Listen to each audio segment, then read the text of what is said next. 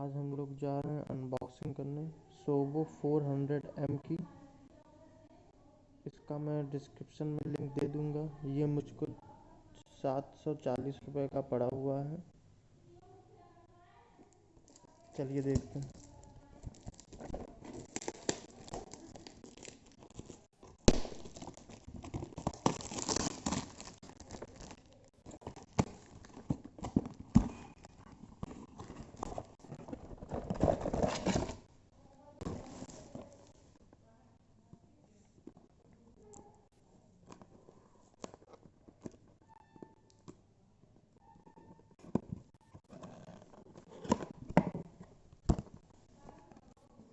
इसकी video 2 shift में आएगी।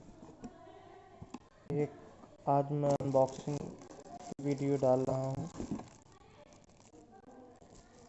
अगली वीडियो इसकी जब मैं इसको एक्वेरियम में अपने ऑपरेट करूँगा देन मैं उसको अपलोड करूँगा। जैसे कि आप देख रहे हैं ऐसा आता है। इसका फ्लो 10,000 लीटर पर आवर है। देखने में काफ़ी अच्छा लग रहा है, सुंदर लग रहा है।